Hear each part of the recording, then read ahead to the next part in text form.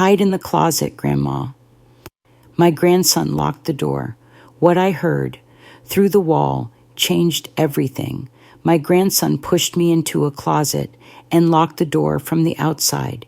He said he was having a party. I sat in the darkness for 2 hours, surrounded by old coats and forgotten shoes, listening to what I thought would be young people laughing and music playing. Instead, I heard my son and daughter-in-law planning to sell my house, steal my savings, and ship me to a facility in Nevada where difficult old women go to disappear. They had already taken $127,000. They had already forged my signature. They had already bribed my grandson with a Mustang to keep me quiet and contained. What they didn't know was that I spent 30 years as a forensic accountant catching people exactly like them. And they had just made the mistake of letting me hear everything. The closet smelled like mothballs and forgotten winters. I sat on a pile of old blankets, my knees pressed against a cardboard box labeled Christmas Decorations 2019, and I tried to understand what had just happened. My grandson Marcus, 19 years old, the boy I taught to tie his shoes, the child who used to fall asleep in my lap during Sunday dinners, had just shoved me into a closet like I was something to be stored. "Stay in here, Grandma," he said, his voice carrying that dismissive tone young people use when they think old equals stupid. "Don't make noise. I have friends coming over. Mom and Dad said you need to rest anyway." The lock clicked from outside. A lock I'd never questioned because Patricia, my daughter-in-law, had installed it for my safety, in case I wandered at night, in case I got confused, in case I became one of those old women who needed to be contained for her own good. I sat in darkness, feeling the walls press close, and I thought, this is what my life has become. 72 years old, locked in a closet by my own grandchild, treated like an inconvenience, a burden, a problem to be managed. But here's the thing about sitting in the dark with nothing but your thoughts. You start to notice things you'd otherwise miss, like the fact that the music downstairs wasn't music at all. It was conversation, adult conversation, formal tones and careful phrases, the kind of voices that belonged in boardrooms, not teenage parties. I pressed my ear against the closet wall, the wall that adjoined Daniel's home office. The wall that, I suddenly realized, transmitted sound with remarkable clarity, and what I heard changed everything. The property assessment came back at $485,000. A man's voice, unfamiliar, professional. Given the current market, that's actually conservative. We could push for $500 if we staged it properly. We don't have time for staging. That was Patricia, my daughter-in-law, the woman who turned off my bedroom light at exactly 9 p.m. every night, even if I was mid-sentence, mid-page, mid-thought. "Sleep is medicine, Gloria," she always said, as if consciousness itself was something I needed to be protected from. "The buyer, Robert Chen, is motivated," the unfamiliar voice continued. "He's paying cash. No mortgage approval to wait for. We can close in 3 weeks if the paperwork is clean." And the paperwork is clean. That was Daniel, my son. My only child, the baby I'd nursed through colic, the teenager I'd saved for college, the man I'd helped start his business. "Vincent, you said the competency documents would hold up." Vincent. The unfamiliar voice had a name now. Vincent Harlow, I would later learn. Attorney at law, specialist in estate transactions, expert in making inconvenient old women legally disappear. "The documents are solid," Vincent said. Dr. Feldman's diagnosis is thorough: advanced cognitive decline, inability to manage personal affairs. Your mother's signature on the power of attorney looks perfect. My signature on documents I'd never signed, for a diagnosis from a doctor I'd never seen. I pressed my hand against my mouth, not to keep from screaming, but to keep from making any sound at all. 30 years as a forensic accountant had taught me one fundamental truth. When you discover fraud, you don't react. You document. You observe. You gather evidence while the criminals still think they're invisible. "What about the money we've already moved?" Patricia asked. Her voice was casual, like she was discussing grocery lists, not grand larceny. "Is that traceable?" The $127,000 from her savings account transferred cleanly to Morrison Family Holdings, LLC, Vincent replied. "On paper, it looks like a legitimate family trust consolidation. Her pension redirect went through last month without any flags, and the advance payment to Nevada Desert Care Partners is already processed." Nevada Desert Care Partners, I'd never heard of it, but I knew with absolute certainty that it was where I was going, not to a hospital, not to a rehabilitation center, to a facility far away from anyone who might notice, anyone who might ask questions, anyone who might wonder why Gloria Morrison suddenly stopped appearing at her own house. "When does she go?" Daniel asked, my son, asking when to ship his mother away like unwanted furniture. After the closing, we tell her she's going to a specialist for her condition. Once she's there, it takes 6 months minimum to contest placement. By then, the house is sold, the accounts are drained, and she's just another confused old woman claiming her family is stealing from her. Vincent laughed. "No one believes them, you know. Everyone assumes dementia." They all laughed. My son, my daughter-in-law, their lawyer, laughing about how easy it was to erase an old woman's entire life. Then Patricia's voice, almost as an afterthought. "Marcus did well tonight. The car was a good investment. The cheapest babysitter we ever hired," Daniel agreed. "He thinks we bought him a Mustang because he got into community college. Kid has no idea he's being paid to keep his grandmother in line." My heart cracked in that moment. Not broke, cracked. There's a difference. Breaking is immediate, catastrophic, irreparable. Cracking is slower. You can still hold the pieces together if you're careful. You can still function while the fractures spread. Marcus, my grandson. The baby I'd held in the delivery room when Daniel and Patricia were too exhausted to stand. The toddler I'd taught to count using M&Ms. The teenager I'd slipped $50 bills to when his parents cut off his allowance for minor infractions. Bought for a car to keep me locked away. The meeting continued for another hour. I memorized every word, every number, every name. $485,000 for the house. $127,000 already stolen. $48,000 to Vincent Harlow.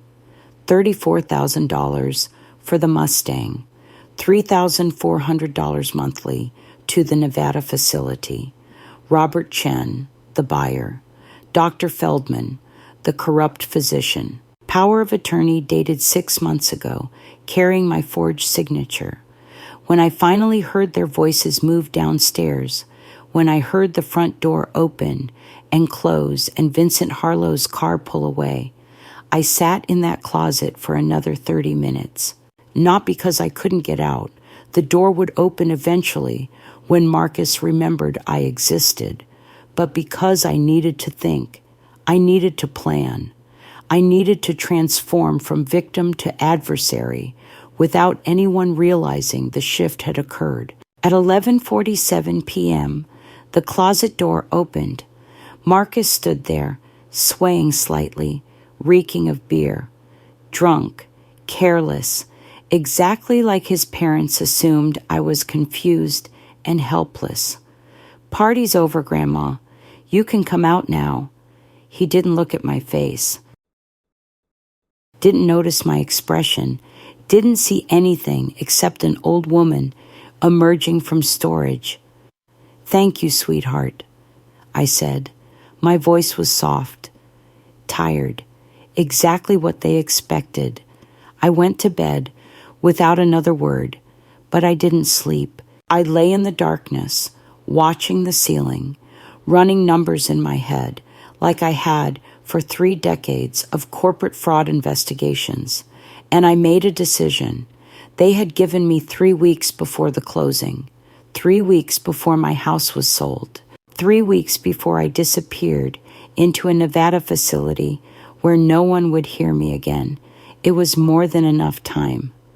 Let me tell you about the woman they thought they were stealing from.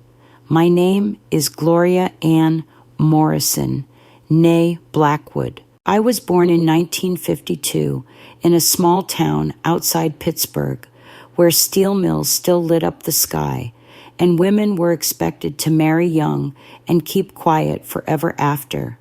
I did neither. I married Harold Morrison in 1978, and we moved to this city where he worked construction, and I kept books for Henderson Construction Company. Harold used to joke that I could smell a crooked number from across the room. "Gloria," he'd say, shaking his head after I'd catch some discrepancy in his own household budgets. "You've got a nose for nonsense." He wasn't wrong. Numbers had always spoken to me in ways that words sometimes didn't. Where other people saw columns of figures, I saw stories. I saw patterns. I saw the footprints that people left when they thought they were walking in invisible ink. What started as basic bookkeeping became something more when I noticed irregularities in the 1986 accounts. Purchase orders that didn't match deliveries, subcontractor payments to companies that didn't exist, a slow, steady bleed of money into pockets that shouldn't have been open. The discrepancies were small at first, a few $100s here, 1,000 there, the kind of amounts that most bookkeepers would chalk up to accounting errors or rounding differences. But I'd learned something from my father, a factory supervisor who'd worked 50 years with his hands. Small leaks sink big ships. I spent 3 months documenting everything, 3 months of working late, cross-referencing invoices, following paper trails through a maze of shell companies and fake addresses. When I presented my findings to the company owner, he didn't believe me at first. The man I'd caught, Richard Bellamy, was his brother-in-law, his golf partner, his trusted vice president. The evidence was irrefutable. $2.3 million over 4 years. Richard Bellamy went to federal prison. I testified at his trial, and afterward, Henderson promoted me to Director of Financial Oversight. For the next 22 years, I was the woman who caught the cheaters, the thieves, the clever men who thought they could outsmart the numbers. Numbers don't lie. People do. Numbers just tell you where to look. Harold died in 2019, heart attack on a Tuesday morning, still holding his coffee cup when he fell. We'd been married 41 years. The house on Maple Drive was ours for 38 of them. Every room held a memory. Every floorboard knew my footsteps.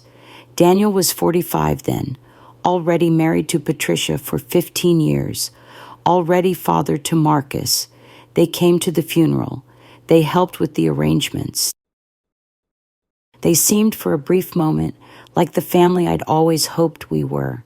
Then came the fall.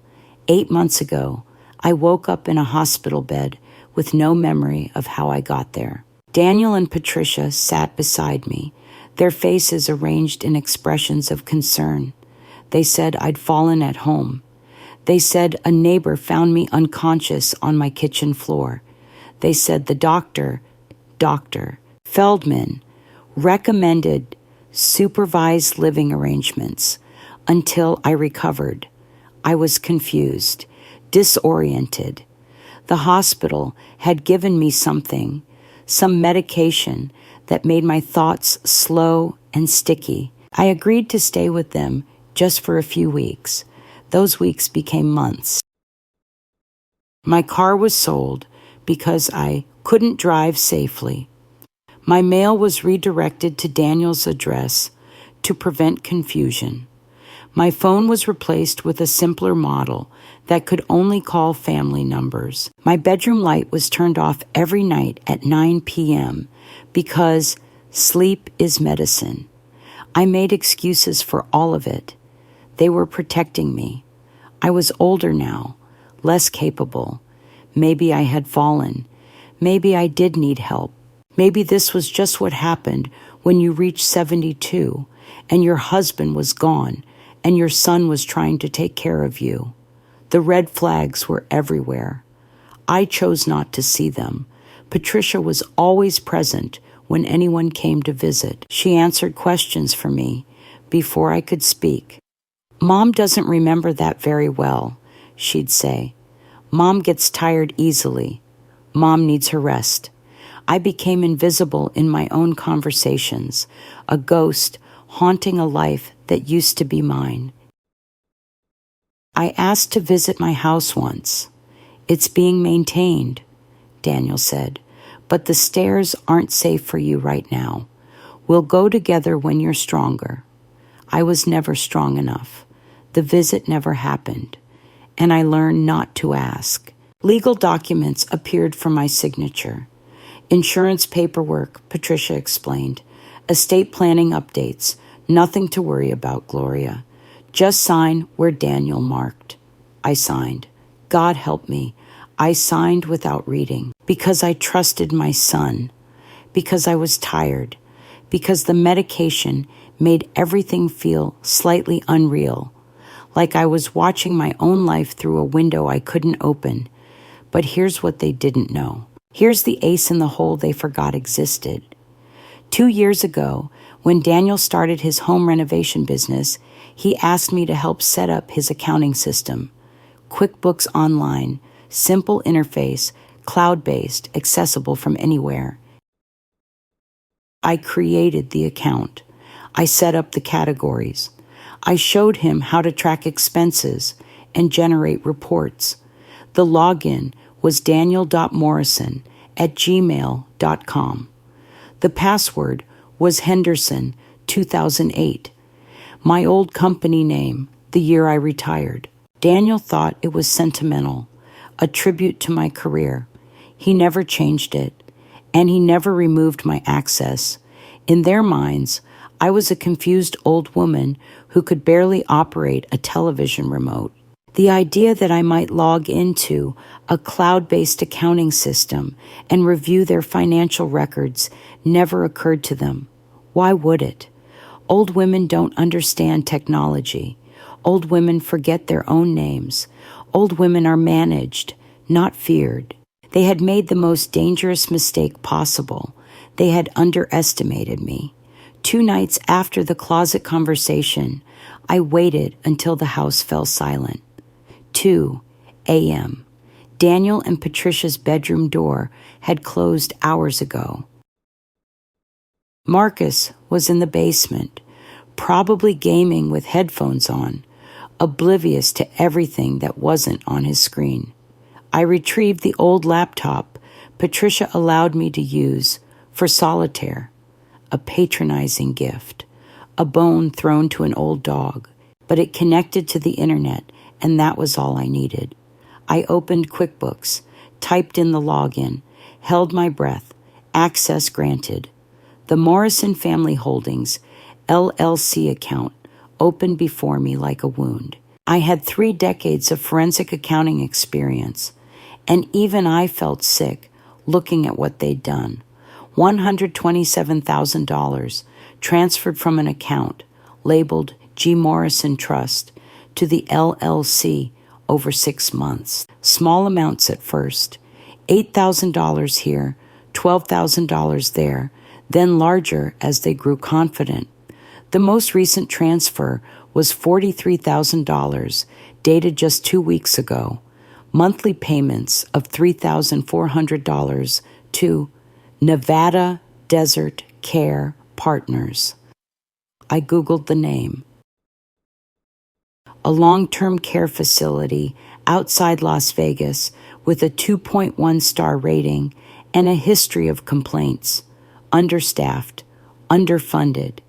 The kind of place where families sent relatives they wanted to forget. $48,000 to Vincent Harlow, Esquire, the lawyer's voice from the meeting, now connected to a concrete payment. $34,000 to Prestige Motors, Marcus's Mustang.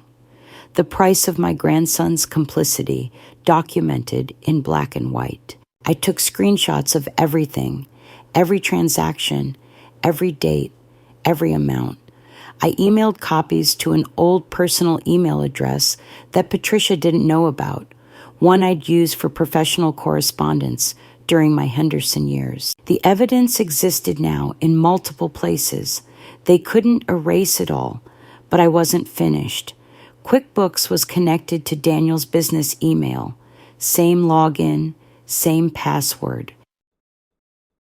I opened the inbox and searched for Maple Drive. The correspondence with Robert Chen appeared immediately. Dozens of emails dating back 4 months. The buyer believed he was purchasing a property from a family estate, the former residence of Gloria Morrison, recently deceased. Daniel had told him I was dead, not incapacitated, not in care, dead. Robert Chen was paying $485,000 cash for a house that belonged to a living woman, a woman he'd never met, a woman he didn't know existed. I found the forged documents attached to one email, power of attorney bearing my signature, but not my signature, close but not exact. I'd signed my name approximately 50,000 times over 30 years. I knew what my handwriting looked like. This was a careful copy, probably traced from genuine documents, but the pressure points were wrong. The Q in Gloria was too round. The final stroke of Morrison was too short. Amateur work, sufficient to fool a busy notary, insufficient to fool me. I found Dr. Feldman's diagnosis next. Advanced cognitive decline, significant short-term memory impairment, inability to manage personal affairs without assistance. Recommendation: transfer of power of attorney to immediate family. Placement in supervised care facility. The examination date was listed as 6 months ago. I remembered that day. I was here, in this house, helping Patricia plant flowers in the backyard. I had never seen Dr. Feldman, never been to his office, never taken any cognitive test. The diagnosis was completely fabricated, filed with medical boards, used to justify everything that followed, a fiction powerful enough to erase my entire legal existence. I sat in the glow of that laptop screen until nearly 4 a.m., documenting everything, taking screenshots, copying files, building a case the way I'd built cases for 30 years, brick by brick, number by number, until the wall of evidence was too high to climb over. At one point, around 3 a.m., I found something that stopped me cold, an email thread between Daniel and Patricia from 3 months earlier, right after they'd moved me into their house. The subject line was innocuous, Mom's Care Plan, but the contents were anything but innocent. Patricia had written, "She's more alert than I expected. We may need to adjust the medication dosage." Daniel replied, Dr. Feldman said the sedatives can cause disorientation. That's what we want. The more confused she seems, the stronger our case. Medication. They had been medicating me. The pills Patricia handed me every morning with my orange juice, vitamins, she called them, supplements for bone health, had been something else entirely, something designed to make me foggy, slow, confused, something to support the lie that I couldn't manage my own affairs. I sat there staring at that email, and for the first time since the closet, I felt tears prick my eyes, not from sadness, from rage, a cold, clean rage that burned like dry ice against skin. My own son had drugged me, had systematically impaired my cognition to make me easier to control, easier to exploit, easier to eventually discard. Every moment I doubted myself, every time I'd wondered if maybe I really was getting confused. It had been manufactured, engineered, a cage built from chemistry rather than locks. I copied that email thread too, added it to the evidence folder, and I made myself a promise. Whatever it took, however long it took, they would answer for this. Then I closed the laptop, returned it to exactly where Patricia kept it, and went back to bed. I slept better that night than I had in months because I wasn't confused anymore. I wasn't helpless. I wasn't the doddering old woman they thought they'd captured. I was an accountant who just found a massive fraud, and I knew exactly what to do next. The following week, I moved carefully. Patricia watched me like a hawk, but hawks can be deceived by prey that seems too weak to bother chasing. I performed helplessness like a role I'd rehearsed for months, which, in a way, I had. I forgot what day it was. I asked the same questions twice. I went to bed obediently at 9 p.m. when Patricia flicked off my light. I was the perfect captive, compliant, confused, cooperative, but I was also making calls. The Hendersons next door were snowbirds. They spent summers up north and winters here. Their house sat empty, but I knew where they hid their spare key. Behind the garden gnome with the chipped hat, same place for 20 years.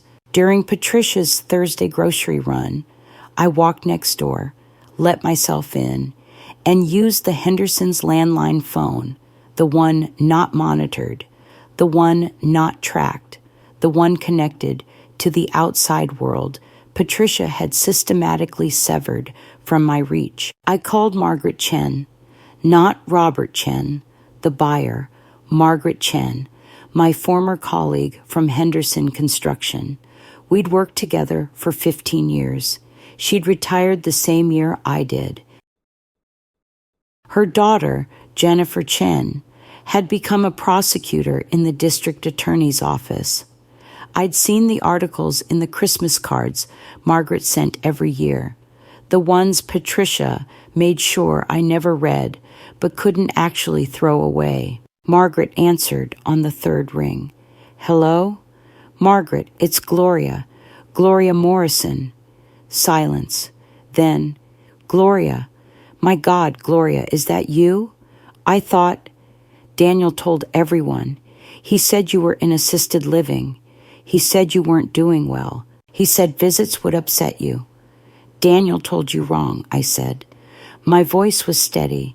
"Margaret, I need your help, and I need Jennifer's help. I'm being held against my will. My house is being sold without my consent, and my son has already stolen $127,000 from my accounts." More silence. Then Margaret's voice, sharp and clear. "Tell me everything." I did. Every detail, every number, every name. Margaret listened without interrupting, and when I finished, she said exactly what I needed to hear. Jennifer handles elder abuse cases. I'm calling her the moment we hang up. Gloria, we're going to get you out of this. Within 48 hours, I had a team. Margaret's daughter, Jennifer, connected me with Diana Wells, a prosecutor in the Elder Abuse Division. Diana had seen cases like mine before. Adult children stealing from aging parents, using fabricated diagnoses to seize control, disappearing inconvenient elders into out-of-state facilities where no one would hear their complaints. It happens more often than people realize, Diana told me during our first phone conversation, another call made from the Hendersons' kitchen while Patricia believed I was napping. The perpetrators count on isolation. They count on the victim seeming confused or unreliable. They count on no one believing Grandma over her own children. I have documentation, I said, screenshots of financial transactions, copies of the forged documents. I know the buyer's name, the lawyer's name, the fake doctor's name. Diana was quiet for a moment. Then, Mrs. Morrison, you just made my job significantly easier. She connected me with a forensic accountant named William Tran, who reviewed my QuickBooks evidence and confirmed everything I'd suspected. This is textbook elder financial exploitation, he said. The shell company, the gradual transfers, the document forgery. I've testified in a dozen cases with exactly this pattern. Your son either had help or he's done this before. A private investigator named Rosa Delgado looked into Dr. Feldman.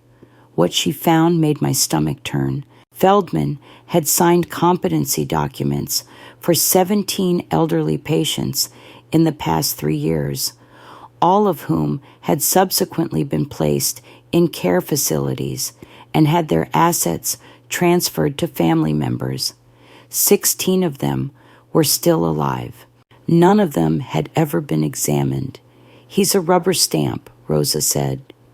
Families pay him $10,000 to $20,000 for a diagnosis. He files the paperwork, they get power of attorney, and the victim has no legal standing to protest. It's a factory. 16 families, 16 elderly people stripped of their autonomy by a corrupt physician and greedy relatives. I was number 17. But I was also the first one fighting back. I contacted Helen Rosenthal, an attorney specializing in elder financial abuse.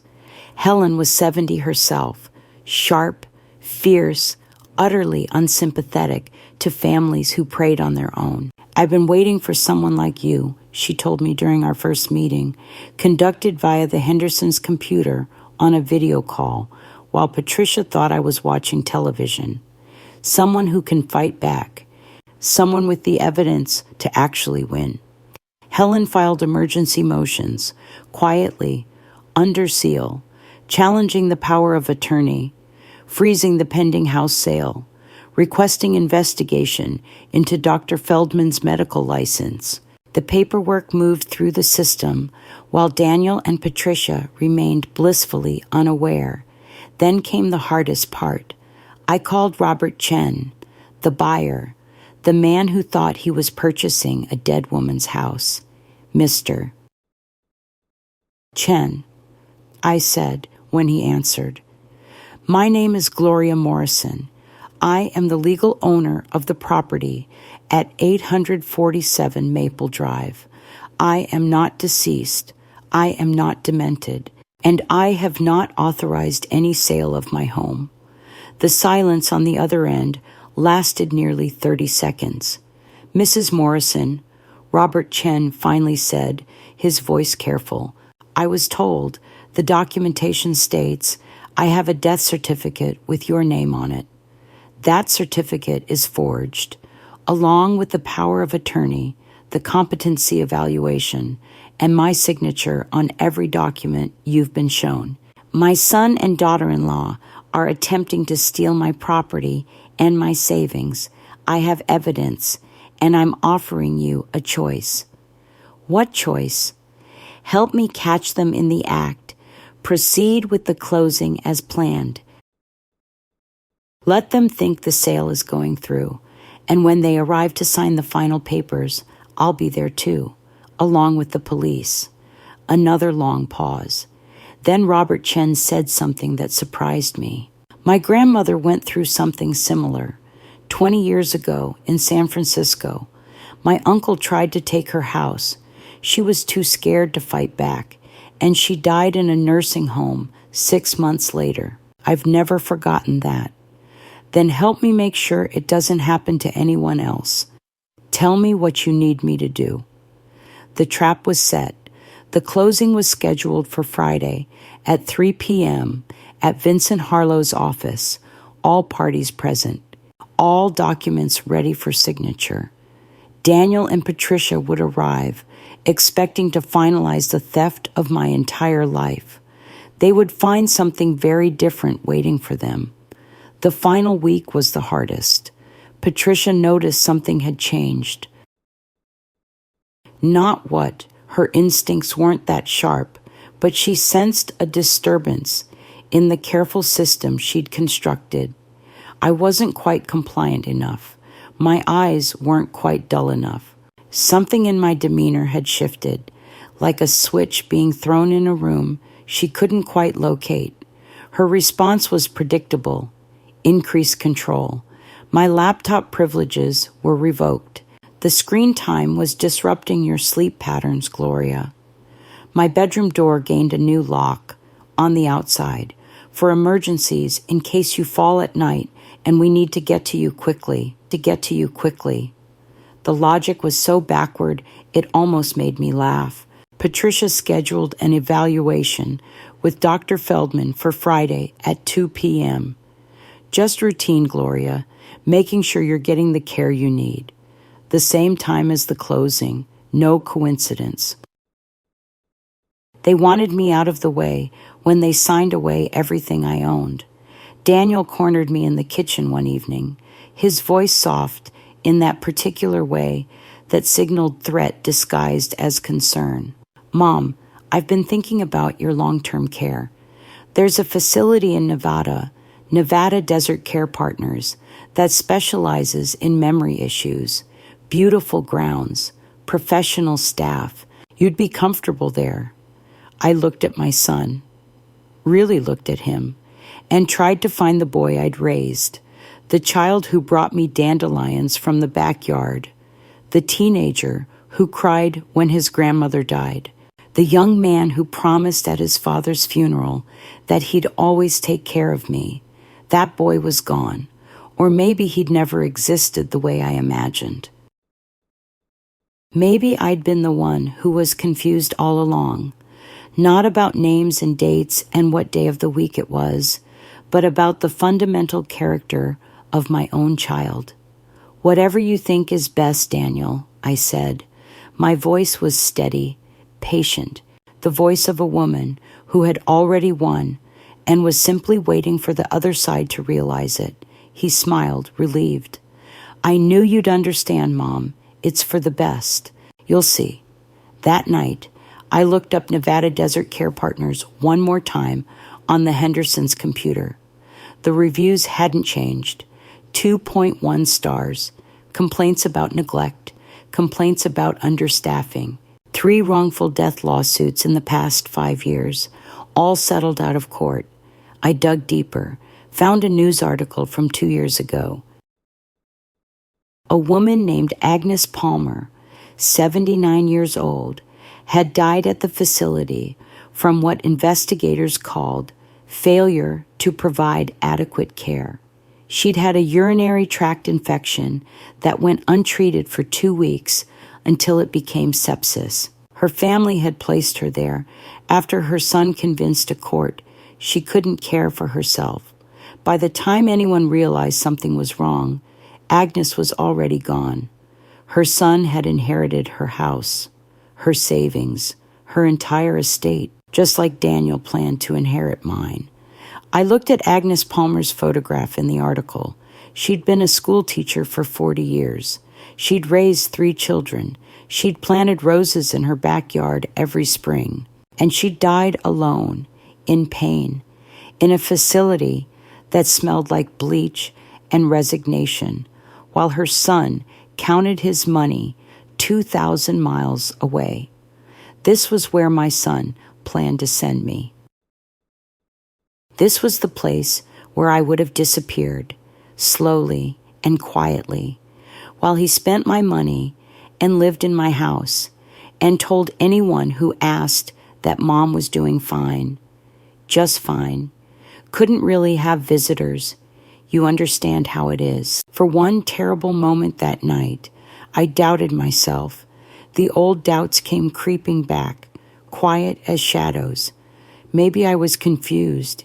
Maybe I had misheard the conversation. Maybe Daniel and Patricia really did love me, really were trying to help, really had my best interests at heart. Maybe I was becoming one of those paranoid elderly women who saw conspiracies everywhere. Then I looked out the window. Marcus's new car sat in the driveway, the Mustang, gleaming under the streetlight like a trophy. $34,000 worth of silence. $34,000 worth of keeping Grandma locked away while the adults made plans. That car was proof. Tangible, visible, undeniable proof that this wasn't paranoia. This was real. I closed the browser and walked back to my prison. 2 more days, then everything would change. Friday morning dawned clear and warm. Patricia was particularly cheerful, the brittle, artificial cheer of someone about to commit a crime and get away with it. Big day today, Gloria. We're going to see Dr. Feldman for your checkup. Won't that be nice? I nodded, smiled, played the part one final time. At 1:30 p.m., Patricia helped me into her car. I wore a simple blue dress, the kind of outfit appropriate for a doctor's visit or for confronting your family in a lawyer's office while police officers waited in the wings. We drove toward Dr. Feldman's office. Patricia chatted about nothing, the weather, a sale at the grocery store, a television show I didn't watch. She didn't notice the black sedan that had been following us since we left the house. 2 blocks from Feldman's office, the sedan pulled alongside us at a red light. Patricia glanced over, annoyed. Then the sedan's lights flashed, red and blue, hidden behind the grill. What the? The car pulled in front of us, blocking forward movement. A man in a suit stepped out, badge visible on his belt. Mrs. Patricia Morrison? I'm Detective Andrew Morrison. No relation, with the Elder Abuse Unit. I need you to step out of the vehicle, please. Patricia's face went through 17 shades of emotion in 3 seconds. Confusion, anger, fear, denial, more fear. There must be some mistake. We're just going to a doctor's appointment. Your mother-in-law is being escorted to a different location, Detective Morrison said calmly. Mrs. Gloria Morrison, if you could please exit the vehicle and come with us. I opened my door before Patricia could react. The detective helped me out, professional and gentle, treating me like the competent adult I'd been all along. Where are you taking her? Patricia demanded. She's not. She can't. She doesn't understand what's happening. Detective Morrison looked at her with something close to pity. Ma'am, Mrs. Gloria Morrison understands exactly what's happening. I'd say she understands it better than anyone. Another officer appeared at Patricia's window. Mrs. Morrison, we're going to need you to come with us as well. You're not under arrest at this time, but we have questions about certain financial transactions and property documents that require your cooperation. I didn't look back as they guided me to another vehicle. I'd said everything I needed to say to Patricia through 8 months of quiet observation, silent documentation, and patient waiting. The rest could be said in court. The closing meeting was scheduled for 3 p.m. in Vincent Harlow's conference room, a corner office in a downtown high-rise, expensive furniture, floor-to-ceiling windows, the kind of space designed to make criminals feel untouchable. At 2:45, Daniel arrived. Vincent Harlow was already there, documents spread across the mahogany table. Robert Chen sat in the corner, apparently reviewing paperwork, actually working with a wire that transmitted every word to the recorder in Diana Wells's briefcase. "Where's Patricia?" Daniel asked. "On her way," Vincent said. "Let's get started on the preliminaries." They made small talk. The weather, the market, the renovation business. Daniel was relaxed, confident, a man about to finalize the theft of his mother's entire estate without consequences. At 3:05, the conference room door opened. Daniel looked up, expecting Patricia. He saw me instead. The blood drained from his face so quickly, I thought he might faint. His mouth opened. No sound came out. I walked into that room the same way I'd walked into boardrooms for 30 years, steady, deliberate, in complete control. Behind me came Diana Wells in her prosecutor's suit, Detective Morrison with his badge visible, Helen Rosenthal with her leather briefcase, and 2 federal agents from the Financial Crimes Unit in their standard Navy windbreakers. "Hello, Daniel," I said. "I believe you're selling my house without my knowledge or consent." Vincent Harlow stood up so fast his chair crashed backward. "Who are you? What is this?" "This is a private business meeting. This is a crime scene," Diana Wells said calmly. "Mr. Harlow, I'm Diana Wells with the District Attorney's Office. I have a warrant for your arrest on charges of conspiracy to commit elder financial abuse, document fraud, and accessory to identity theft." Daniel finally found his voice. Mom, this isn't... You don't understand. This is all a misunderstanding." "Is it?" I sat down at the head of the conference table, the seat that should have been Vincent's, the position of power. "Let me tell you what I understand, Daniel." I pulled a folder from Helen's briefcase, thick, heavy, 8 months of evidence compressed into 200 pages. "I understand that you transferred $127,000 from my savings accounts to a shell company called Morrison Family Holdings, LLC. I have the QuickBooks records." I placed the first document on the table. Daniel stared at it like it might bite him. "I understand that you hired Dr. Feldman to file a false diagnosis of cognitive decline without ever examining me. I have his confession. He gave it yesterday in exchange for a reduced sentence." Another document, Dr. Feldman's signed statement. Daniel's hands began to shake. "I understand that you forged my signature on power of attorney documents. I have the forensic handwriting analysis proving the signatures don't match. More papers, more evidence." More of Daniel's world crumbling with each page. "I understand that you bribed my grandson with a $34,000 car to keep me isolated and controlled. I have the Prestige Motors receipt in your business accounts." Daniel flinched at that one. "Good. And I understand that you told Robert Chen I was dead." I turned to the buyer, who had remained perfectly still through all of this. "Mr. Chen, would you like to clarify something for the record?" Robert Chen stood. "I was shown a death certificate for Gloria Morrison, dated 3 months ago. I was told this was an estate sale handled by her surviving son. I had no idea, Mrs. Morrison was alive until she contacted me directly last week. That's not, I never said, the documents.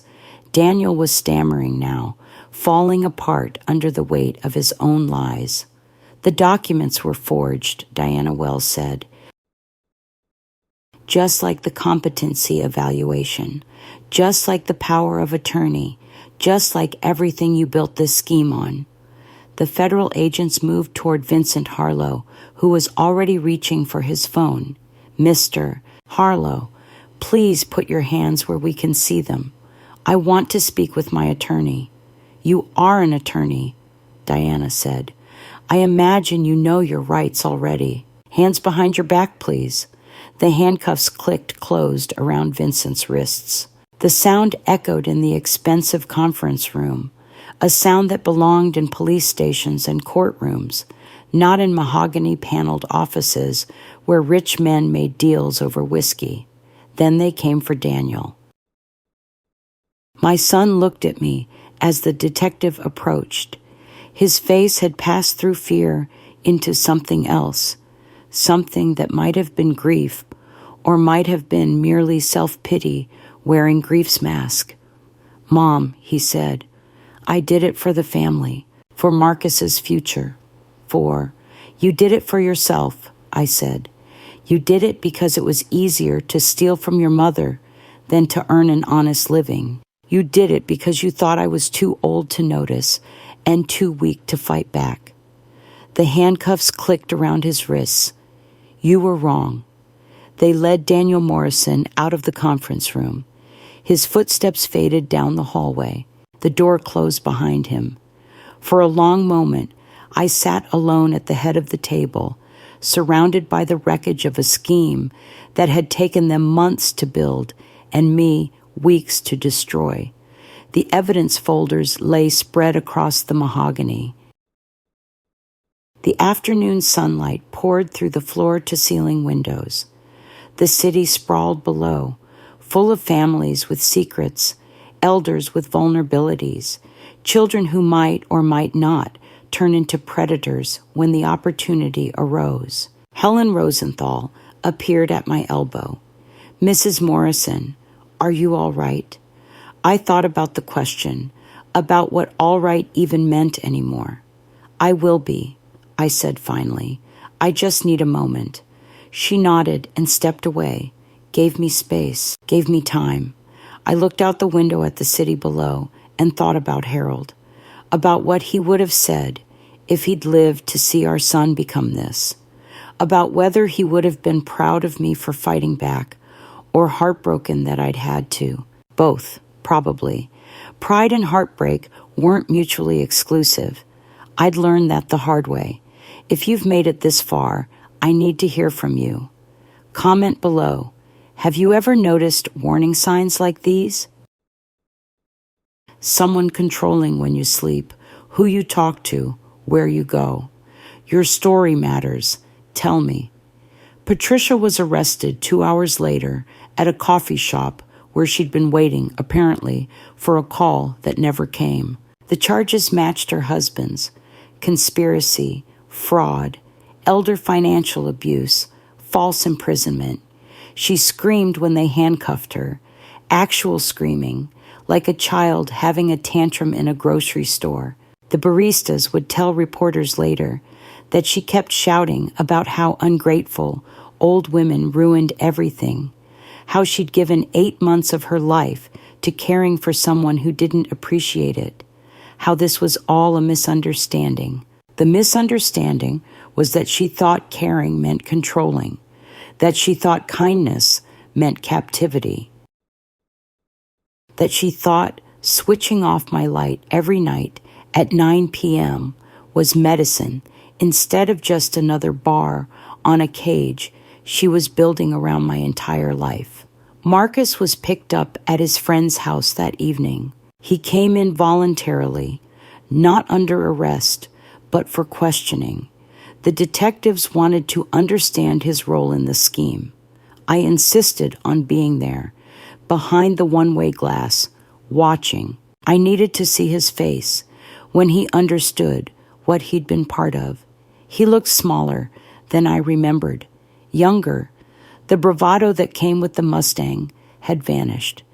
He sat in the plastic chair and answered questions in a voice that kept cracking.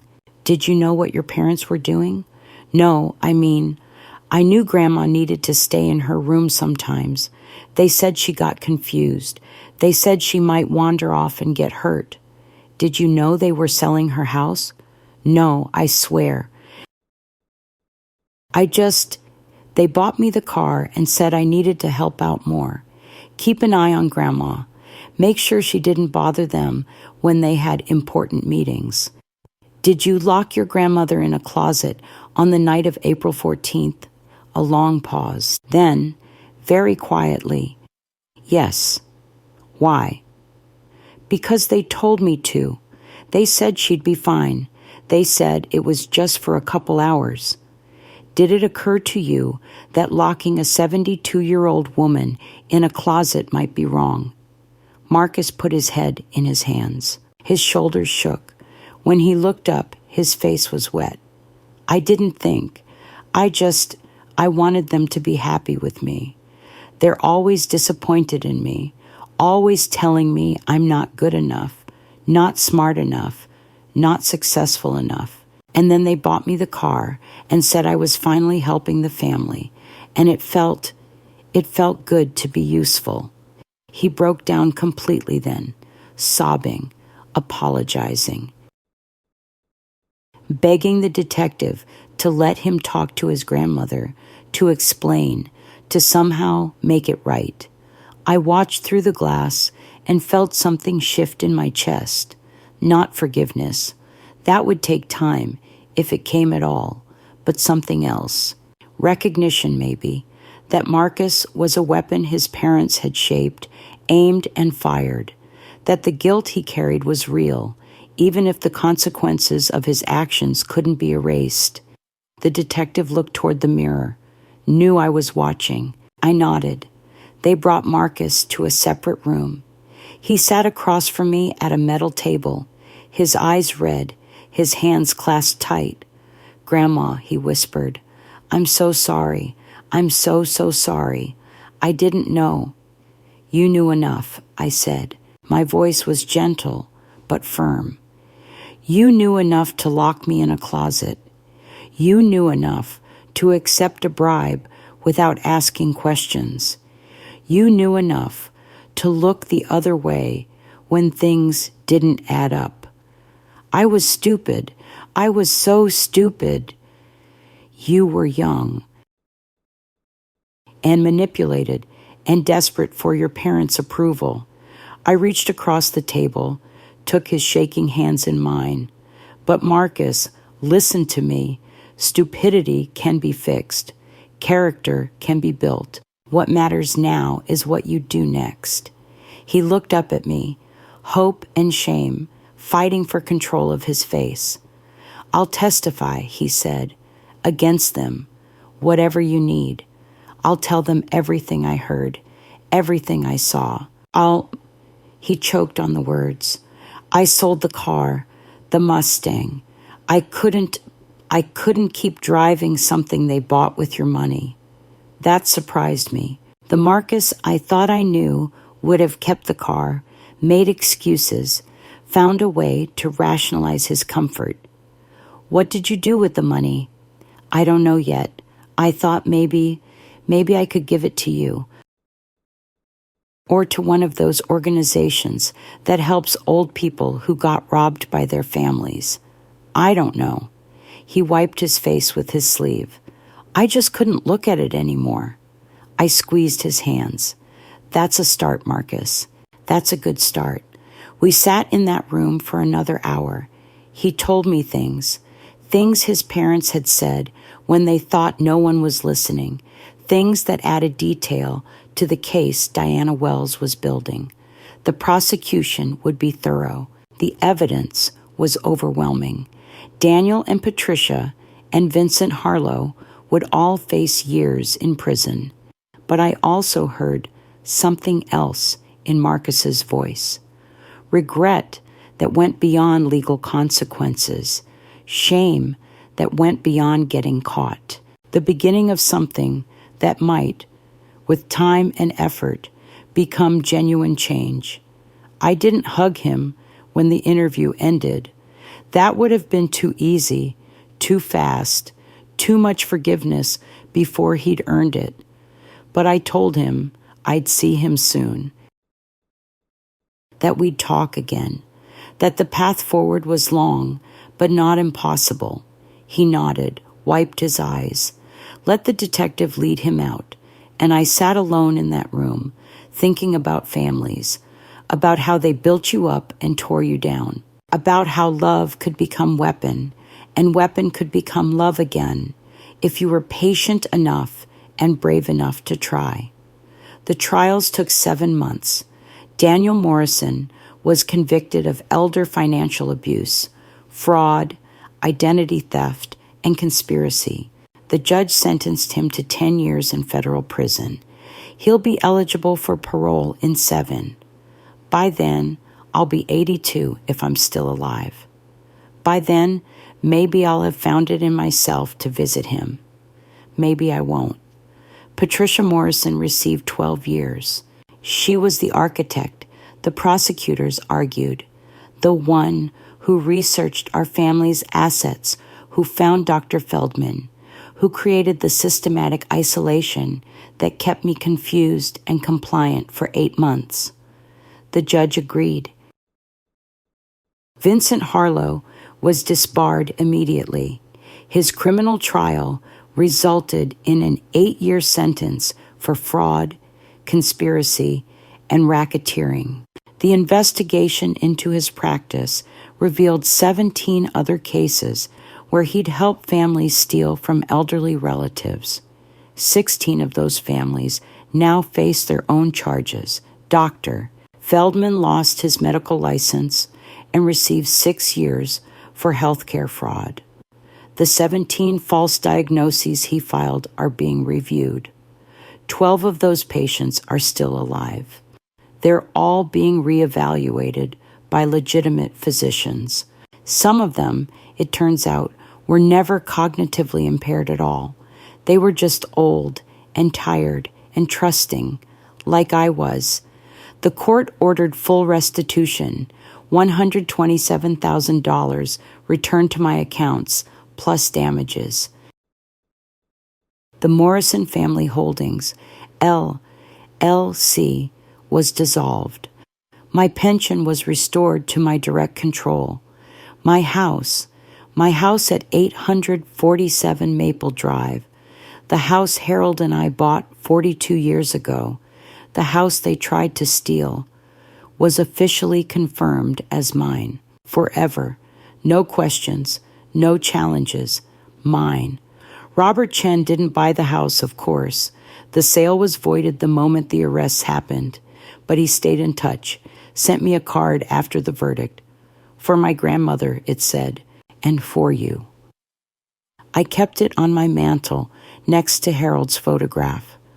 A reminder that strangers could become allies, that the world contained both predators and protectors, that you never knew which one you'd encounter until the moment arrived. 3 months after the final verdict, I stood on my own front porch at 847 Maple Drive.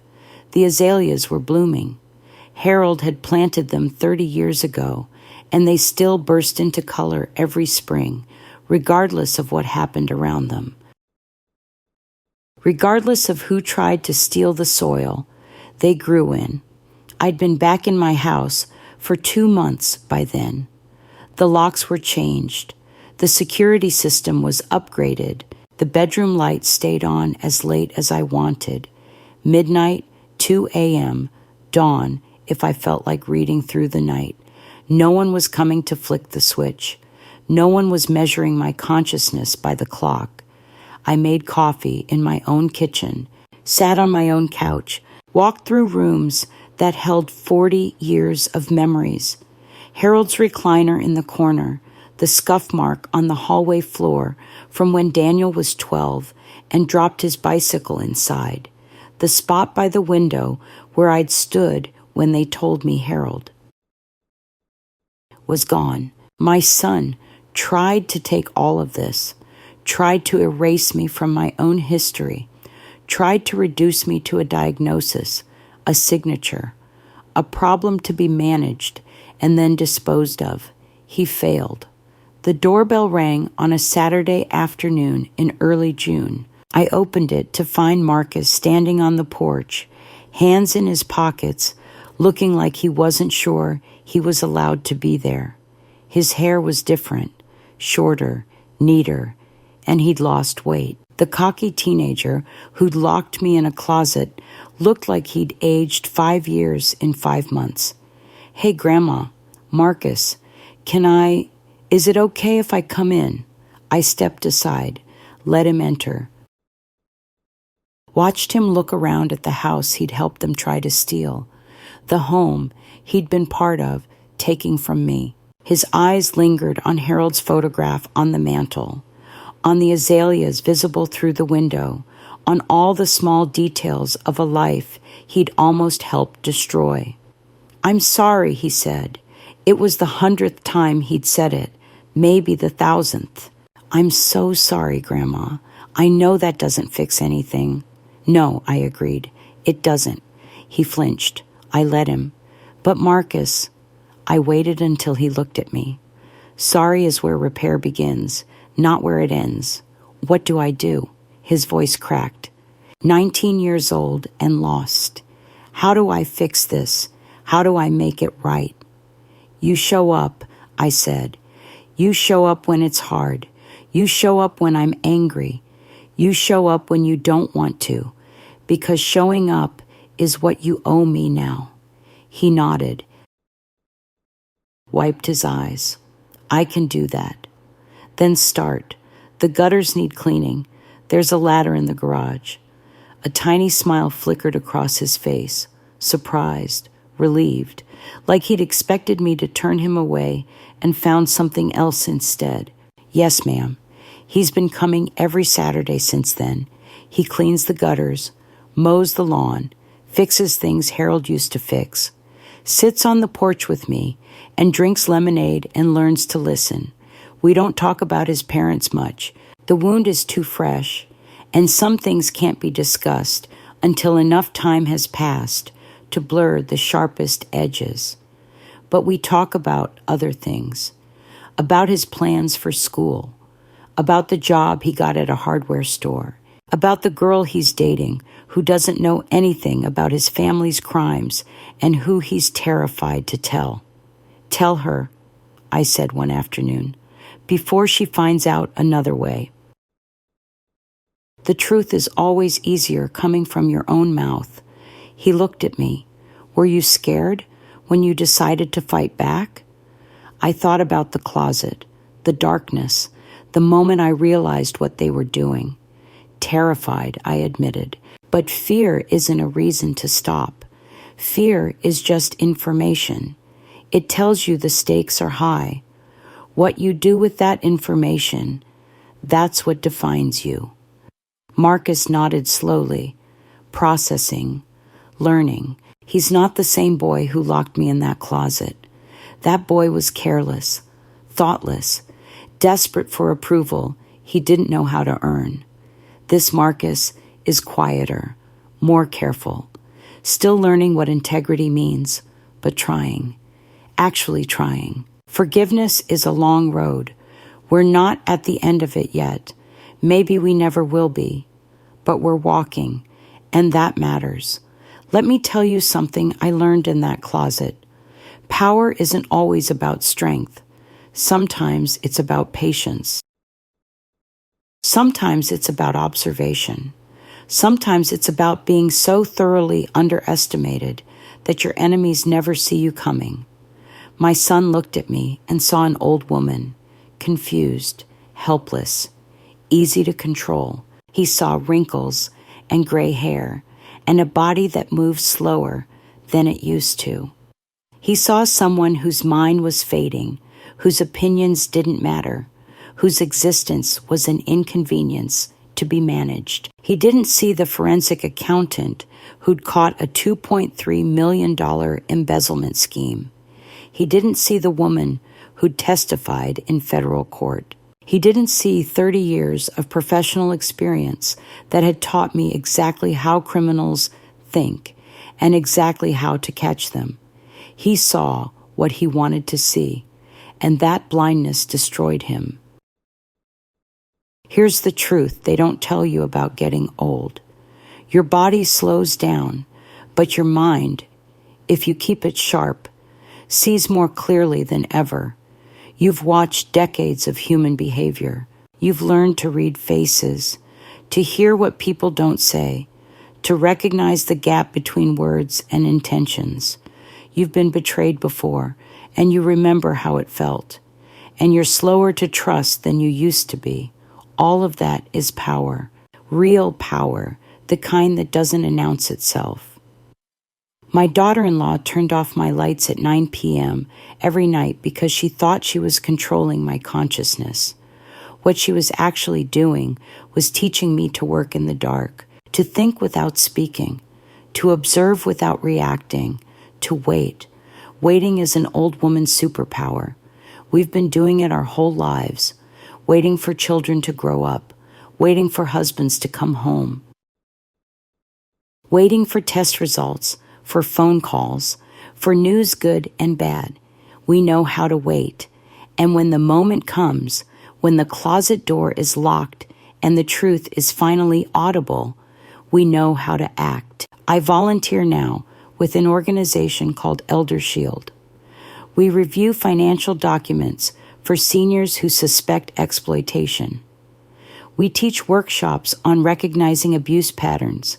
We help people understand that confusion is often manufactured by abusers, that isolation is a strategy, that feeling helpless doesn't mean you are helpless. Every Tuesday afternoon, I sit in a community center conference room with other volunteers, retired lawyers, former social workers, accountants like me, and we go through case files.